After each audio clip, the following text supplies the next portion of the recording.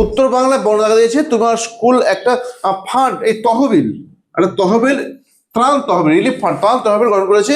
সেই জায়গায় তুমি একটা নোটিশ লিখছো। তুমি কাজের উদ্দেশ্য লিখবে সকল ছাত্র বা মুক্ত হস্তে দান করে তোমাদের তহবিলে, সেটাই মঙ্গল হবে। এই জন্য তুমি নোটিশটা লিখছো। কেমন? নোটিশ দুভাবে লেখা যায়, একটা হচ্ছে you are all aware that, কেমন, তোমরা সকলে জানো যে, বা all the students of our school are hereby inform that. Clear? তুমি যে কোনো একটা স্টেপে ইউজ করে নেবে, তাহলেই হয়ে যাবে।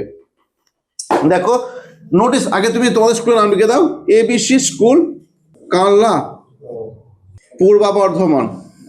এবার নোটিশ সব কটা অক্ষর বড় লেখো।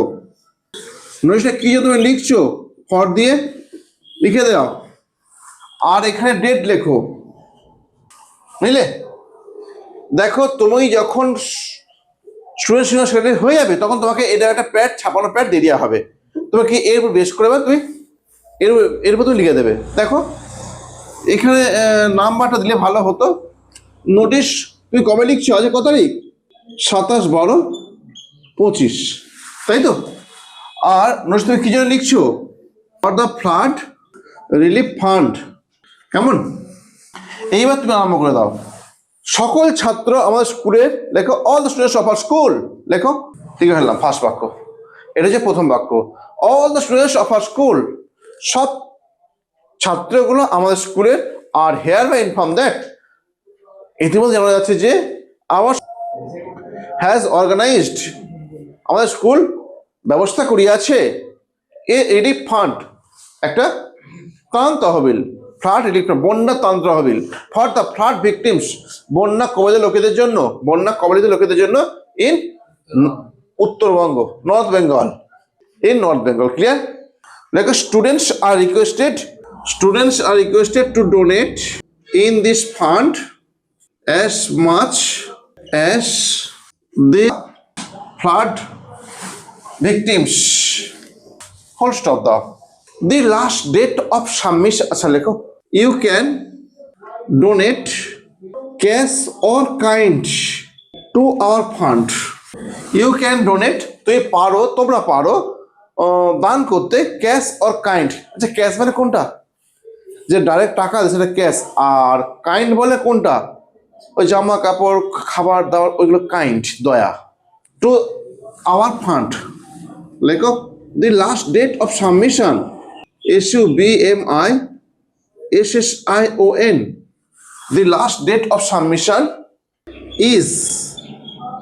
ইজ লিখে দাও।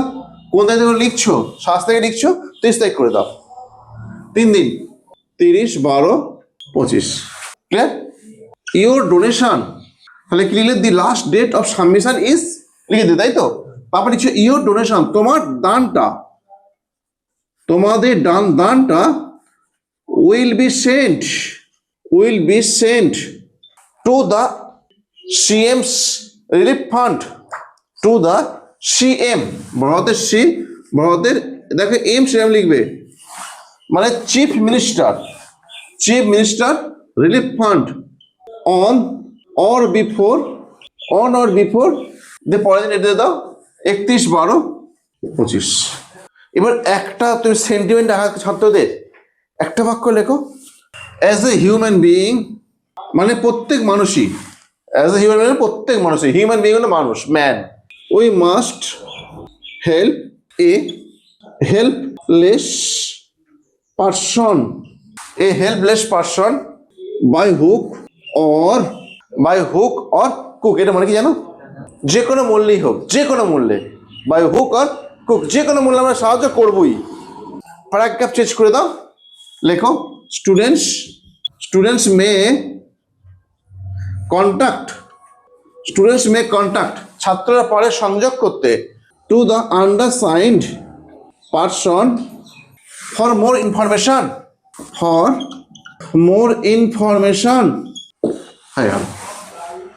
স্টুডেন্টস মে কন্ট্যাক্ট, ছাত্ররা পারে সংযোগ করতে, টু দ্য আন্ডারসাইন্ড পারসন, নিচে সেরা ব্যক্তির সাথে, ফর মোর ইনফরমেশন, আরো বেশি তথ্যের জন্য।